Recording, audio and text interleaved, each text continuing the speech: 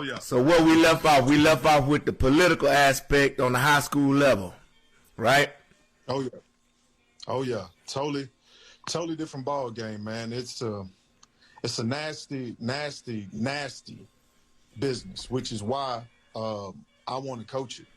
Right. I want to coach, try to clean it up, man. A lot of this stuff is about protecting dudes' jobs. Yeah. And sometimes that means the better player will get on the field. In a lot of cases, that's kind of what it ends up being. But then again, you have the, hey, that's my son, so he gonna play at the expense of another kid. Right. Now, realizing that when you transition from where you are, and your kid transition from where they are, you ain't going with your kid to college. Right. And a lot of those type of relationships don't really ever fan out because sometimes you isolate your kid when you do that. But man, I've seen so much nasty, dirty, like ugly stuff. Something I heard Will talking about, man. I have seen that. In this past year? Yes. That's very real. Okay. Man. That's very real. I'm going to tell you like this.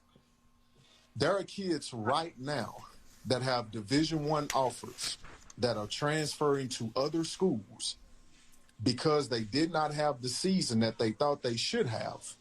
Even though their team was losing, they were thinking about the numbers they could put up as opposed to trying to win. That's what is happening with college football right now, while the transfer portal, I think, has like 9,000 or 10,000 kids in it. You're breeding, you're breeding a culture of, I want the microwave success. Yeah. Now. Yeah.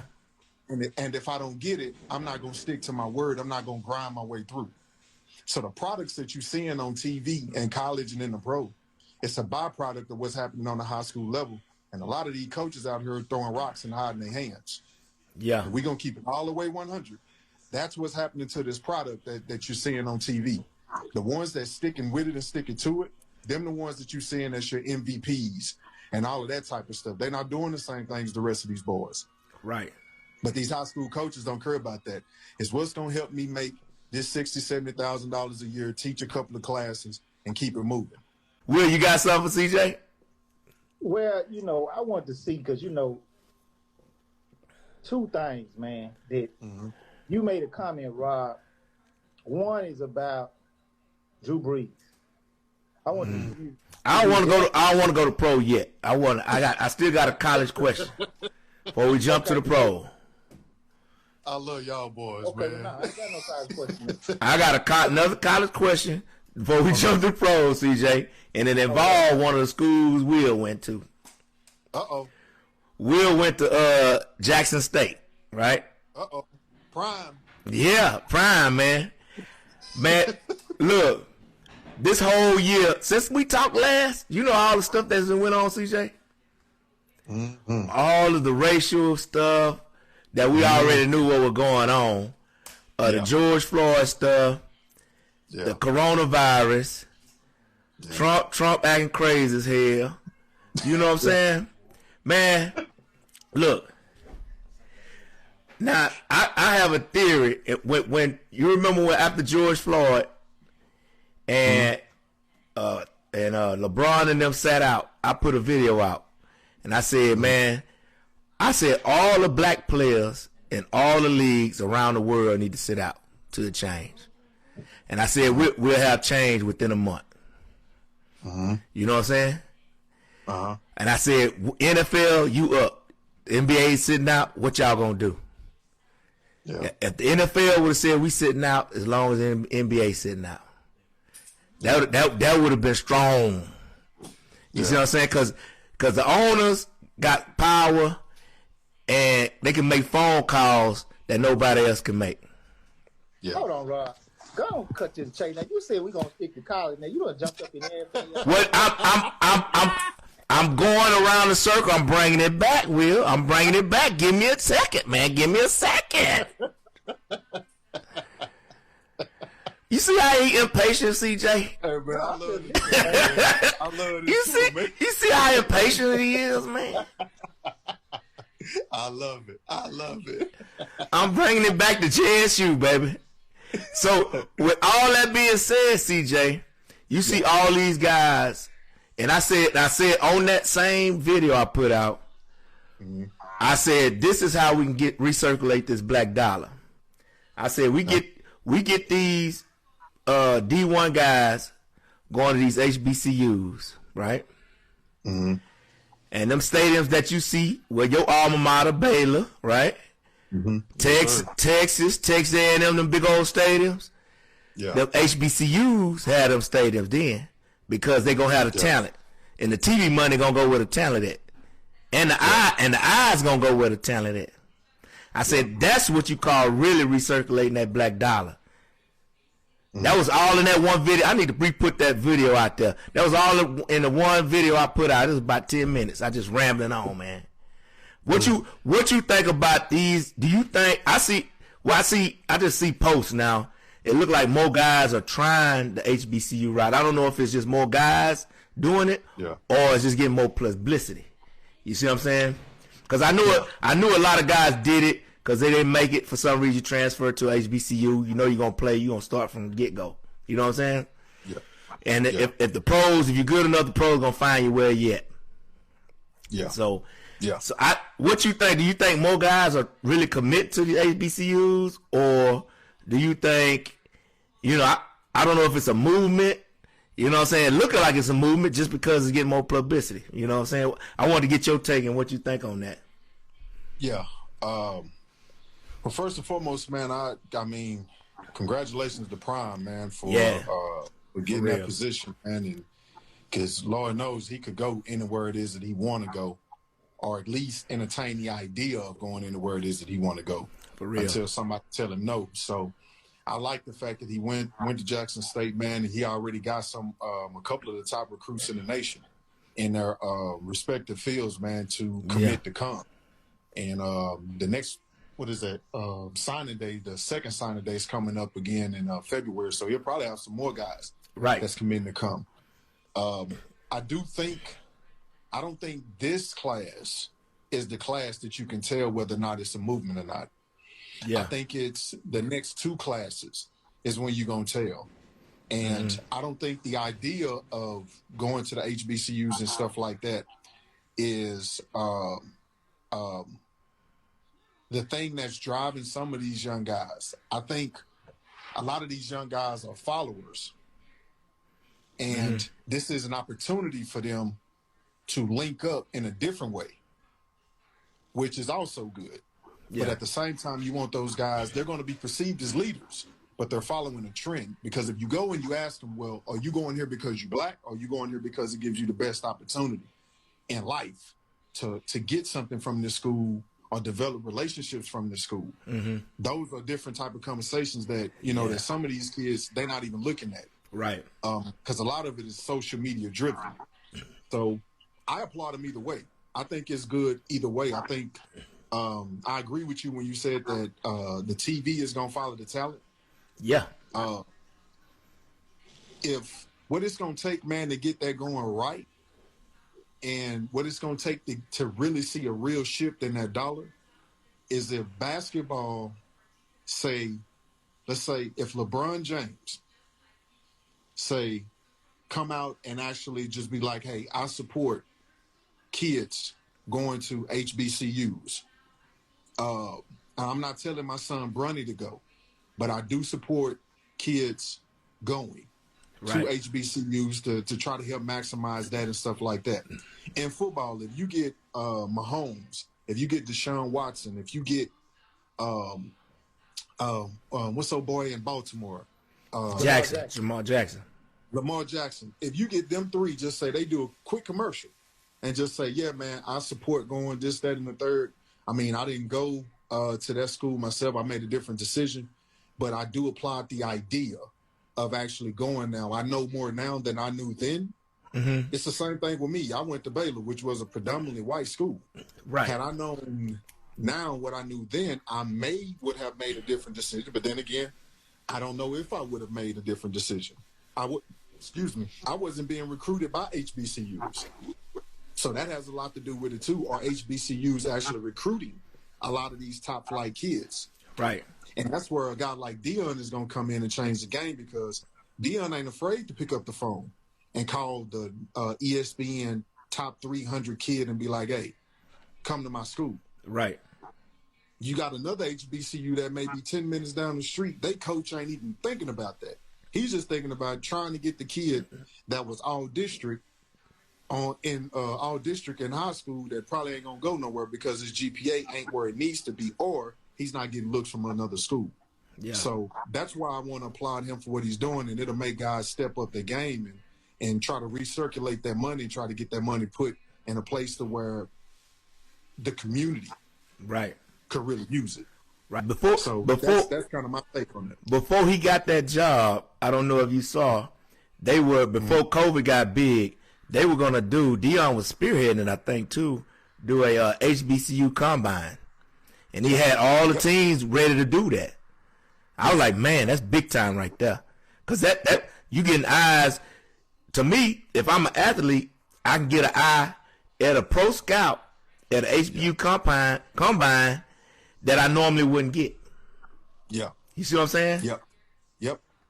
I love it. Me too. I love it. Me too. I think they need to do that when they open back up. They need to go ahead and do that. Yeah. Well, CJ, the thing that I'm trying to peel back a layer or two on this and dig a little deeper. Mm-hmm. Let's look at you, like you said, when you was coming out of high school, and people like Baylor was approaching you. I'm looking at your mindset. How, from your perspective, if you can just go back in time, how can a HBCU like a Jackson State, Alcorn State, Alabama A&M, what could they have told you to even convince you to even try to come at you compared to a Baylor, as opposed to, let's just keep it real. I don't know if Baylor gave you a little cash up under the top. I don't know. But you know how it is. They might have the money to do that, as opposed to what HBCU can't do because they don't have the fund. I'm just trying to see your mindset would have been in.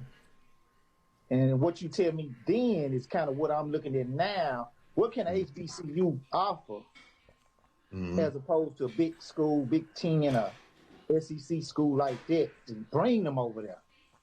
Yeah. First things first is tell them the truth. Because all these recruiters lying. Let's start there. Yeah. Everybody lying. The guy from Alabama A&M and the guy from Texas A&M gonna come in my house, sit on my mama's couch, and tell me the same lie. So let's start by telling the truth. We don't have what all of these different people have. Before I even come in here and try to tell you anything, we don't have that. But this is what we do have. This is what we do offer. And this is we have people that's trying to put together a life plan for you. Not a 2-3 year scheme, a transfer portal scheme for you. That's the HBCU route, in my opinion. The best route for you to go is to come in, do the research before you recruit a kid, find out exactly what that kid want to do, and then actually have those relationships at an HBCU to say, well, hey, for instance, like with me, I went into school to want to get into accounting, right? Okay. So when Baylor came to me, all they talked about was football, and they said, we got a good school of business, the Hankerman School of Business. And they told me about the different conventions and stuff they have there and all of these multi-million-dollar families that send their kids there. Well, for me, a kid from nothing to nowhere, I'm looking at that like, well, wait a minute. How am I going to be acting around these people? Like, I don't know how to, you know what I mean? Like, how am I supposed to? So that kind of threw me off about Baylor, but Baylor never knew that because all they really focused on was the talent. If an HBCU come in to a kid like me and come in and say, look, we don't have all of this, that, and the third, but here's what we can offer you. We can offer you a connection into our school of business with this professor, this professor, this professor that gets all of our guys. And these are the different type of connections that you can have with, with people who look like you, who understand the struggles that you go through. At Baylor, there weren't many people there who looked like I did and went through what I went through. So you have a lot of kids who look like me that in their first and second year at predominantly white schools that go through depressions and anxieties and stuff like that they can't talk about. Right. Because you chose to go. But at an HBCU, you won't have that. And that needs to be the selling pitch, because just because my talent says Alabama, Baylor, OU, my psychology may not say that. My psychology may say Jackson State. Right. And so that's where I think HBCU you want to get a heads up, put together life plans for these kids. Right. Not 2 and 3 year plans for these kids trying to compete. Because you may lose 1 or 2. But what happens when you get that 1? Right. And that 1 start telling you, well, y'all come record me. Call ESPN Prime. Have ESPN come follow my star athlete around for a day so they can see the experience. That's what you're really selling is the experience of a school, not necessarily academics. Right. That don't work in sport. Now, if somebody out here telling you, yeah, well, I like their academic program, it was really great, and that's the reason they lied. Right. That ain't what they're doing if they being offered an athletic scholarship. Wait for the fellas to come back. Good show, good show. CJ is one of our best guests that we ever have on the show. I need to have him on here more, actually, because the insights and the expertise that he got, man. I don't find too many guys that got that insight, the intellect of the game, and can put it all together and talk all kinds of stuff with it on the side, in between, social issues and everything. So, man, when you agree, Will? Oh yeah, man. You know he done did it on the high school level, college level, yeah, and NFL level. So you know, yeah. So we still on now, man. We still on. Man, we're gonna move on. Man, we're gonna move on to NFL. You had a question for him. Oh, as soon as we get on, I want you to ask that question. Oh yeah. You know what I'm saying? Yeah, I got a question. But I'm back. Yeah. Man, we had a question about one of the greats, Jim Brown, man. He trying to mess with me already. Hey, you made it was a case now. Then I mean, hey, I think you'd be surprised how CJ might answer this. But Jim Brown was brought up, and you know everybody put Jim Brown is up there as one of the greatest ever to play. But somebody has stated that. Let's look at who Jim Brown was playing against. No, CJ, let's get it right. I said. I think he one of the greatest, but come on now. He wasn't playing against the best players in the world. Okay. That's what I said. Okay. And that might sound a little blasphemous. But I mean. Don't how about the best players in the world. Say what you really mean. He was playing against white boys. Well, you know, if the defensive end, if the defensive end is 5'9" and 185 pounds, and Jim Brown is 6'2", 235. I mean, what you think? He gonna do the defensive end? He gonna run slap smooth over him. Oh man. Well, right, CJ? Y'all boys. Man, back then they wasn't letting us play. This is how I view Jim Brown. This is how I view Jim Brown. Jim Brown is all time everything to me. Yeah. For this reason, I don't know what was said to him on the bottom of those piles. Yeah. So even if the competition that he faced wasn't up to date with the athlete that is playing now, what you face today is more of a friendly, hey, how you doing? We gonna hang out afterwards. You're a better athlete, but your psychology ain't as vicious. And right. Your agenda is not the same. Jim Brown played against guys that wasn't as big, as strong, and as fast as he was. But when they got to him, at the bottom of that pile, to be spit in your face, all of this extra stuff that people talk about that never really went through it, he did that for years. And he decided to walk away. So all of these marks that these guys are trying to make, you got to also look at Jim didn't really even play that long, and he set these huge marks. Yeah. Which, do you really discredit him because he was ahead of his time? Yeah. So you got to do the same thing when you even look at. Let's take this for instance. when you look at philosophy of history, let's look, I'll take history, for example. The man who, I ain't even going to say his name, the man who created the idea of Black History Month didn't create it as Black History Month. He created it as Black History Day. Then it became Black History Week. And we know it as Black History Month that we actually participate in and see in February. Shortest month of the year, totally different issue conversation. But it didn't start out that way. So do we take away from him because he set that mark and was ahead of his time? You got to look at Jim Brown the same way. I don't even agree with a lot of the stuff Jim Brown says, but I do respect the fact that in his time, he did what he was supposed to do the way he did it. Yeah. I see them guys as pioneers. Him. Yes. Hold on, Rob. Wait a minute now. Hold on now. Wait a minute now. We are like, what you talking about? Sitting up here talking about Jim Brown ain't this, he ain't that, and all this and that. Then soon, if CJ coming here start kicking the door in, oh, yeah, don't start piggybacking on nothing he's saying. No, I'm saying, not as far as the athletic point, I'm gonna stand by that. But he right as far as the racial stuff they had to go through. I'm saying pioneers as far as that. Pioneers is bringing more brothers in to the game. If you think about it, who is that? The basketball players. God dog. Played with the Celtics. Bill Russell. Yeah. You know what I'm saying? All those guys, it's the same thing. They playing against white dudes your height, Will. Slamming, dunking on them with a dangling hanging on you and everything, cuz you supposed to, what you gonna be trying to block the shot? No. You ain't finna block the shot. You gonna get dunked on. Yeah, Rob, but which side you gonna stand on, man? What you mean? I'm saying those guys are pioneers. They, like CJ said, they probably, well, I know they did have to deal with a whole bunch of racial stuff that we don't have to deal with today. Hold on, man. You straddling the fence right now, man. Well, that's two different subjects. It's the same person we talking about.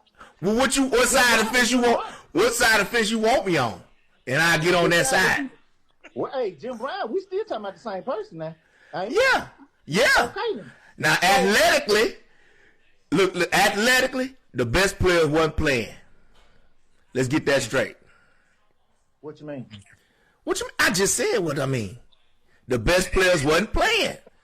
They didn't let no black players play. Do you know the league is 70% black? That mean you had Tyrone down the street that can hawk anybody down in the league, but they ain't let him play. Or whatever circumstance he couldn't get up there. Okay, well let me ask you this question. It's gonna settle this between you and CJ to me. How did it get between me and CJ? That's what I'm trying to think. Well, CJ, how did it get between me and you, man? Well, you got a certain stand, and CJ got another stand. The comment was made. I heard a commentator say, if you took Jim Brown and put him in the NFL today, he still would be doing the same thing. No, he wouldn't be doing the same. He'll be good. He'll be like let me see. Let me see who I want to put him like. Yeah, be careful. Cause I got to be careful with that. Yeah. Cause be careful. Cause God dog, man. I want to say Derrick Henry, but Derrick Henry is rolling through fools, man. Yeah, Derrick Henry is different. That's a lie. Right. Yeah. Hold on now. I can't see him like Derrick Henry. You look bad, don't you? How? You just said. I didn't say Derrick Henry. I said I'm trying to find a position for him. You didn't give me a chance to find somebody that he liked. Be careful. Golly. You can't pick nobody good. You can't pick nobody good. Why I can't? Because that's contradicting what you said in the beginning. I love this show, man. Come on, dog. I love this show. He would be a Pro Bowl player in today's league with the nutrition. CJ with the nutrition and all the stuff. He'll be a Pro Bowl player.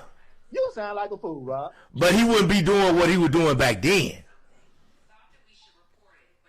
Pro Bowl players balling. What are you talking about? He was beyond balling, cuz. CJ, you done ate him up, man. He was beyond balling. CJ, he trying to put you against me, man. Nah, CJ just ate you up. You gonna tell me talk about Jim Brown ain't this and that because he playing against inferior talent. Then you bring him up to top-notch players now that they bigger, fast, and everything else, and he's still gonna be in the Pro Bowl. That's a contradiction to me, man. That's a contradiction on you. Why you say that? He was still playing Pro Bowl players back then. Not according to you. No, white Pro Bowl players back then that would have been Pro Bowl players today. Oh, hell no. You know what, Rob? Man, you know what?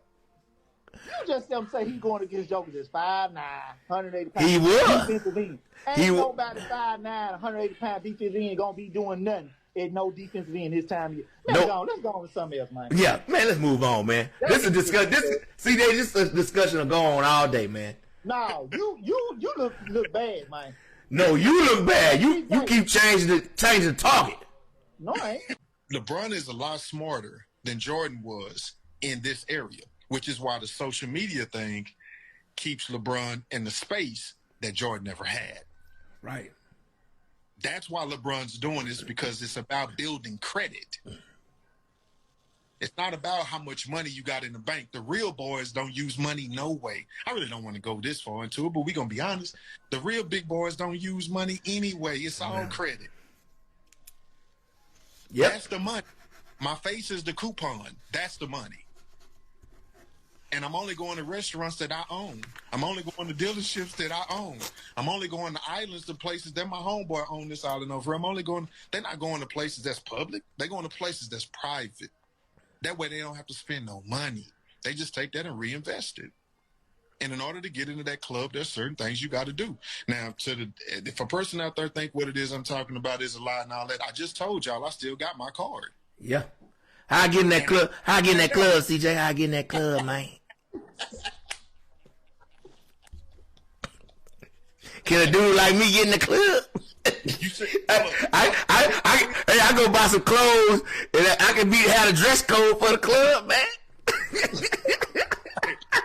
Will, you said Kevin Smith was on this call? Former Dallas Cowboy? He was looking earlier. Yeah, I don't know if he's still on here, but we got the best viewership we done had this year, so this season. So prove me wrong.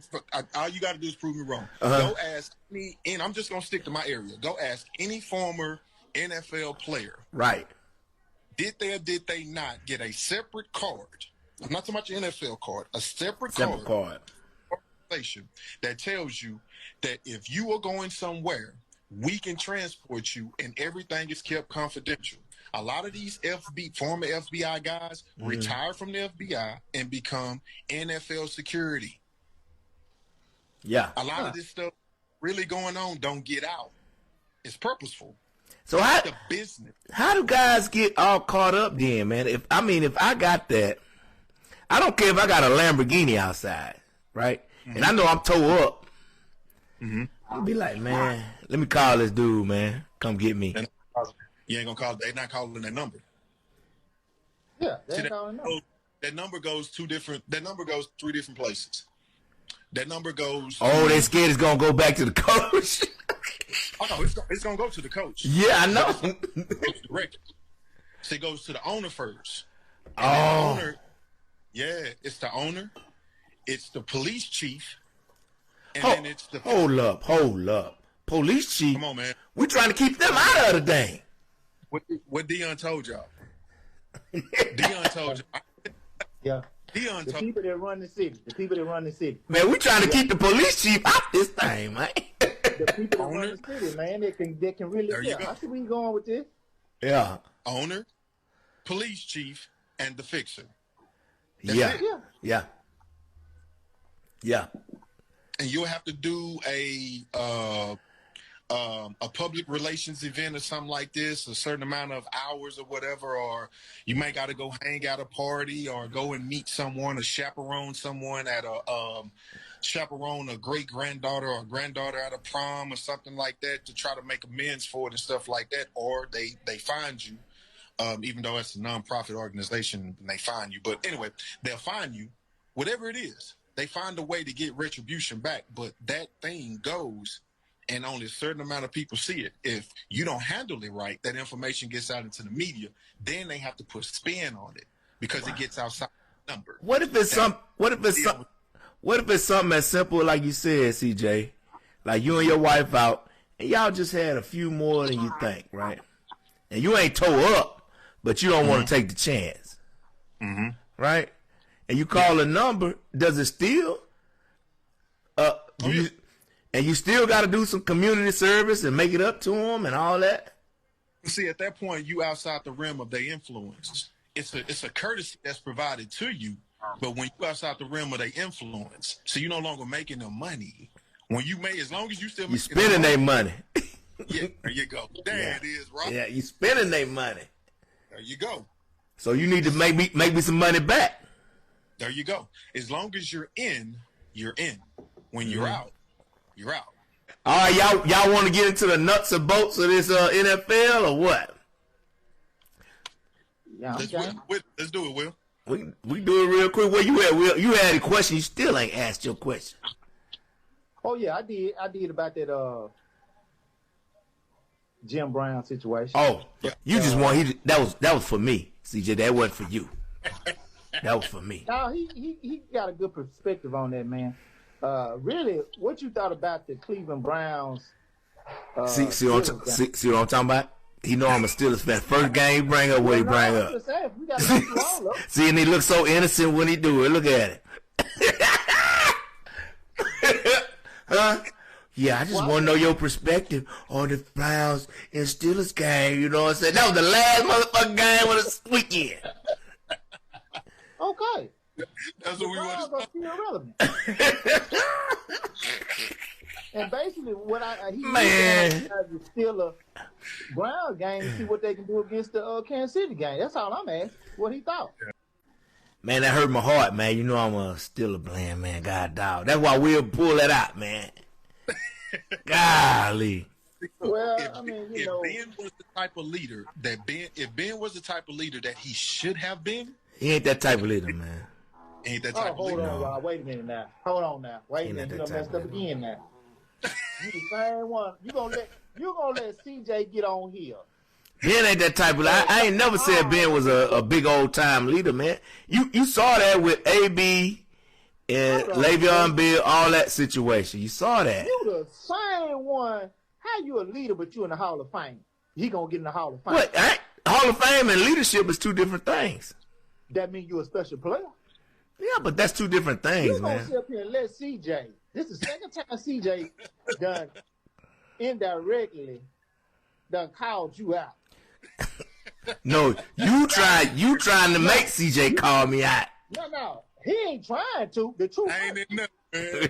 Sit up here and pump up Big Ben, he's a Hall of Fame or first ballot Hall of Fame or he this and that and Big Ben this and that and he gonna lead us to the Super Bowl.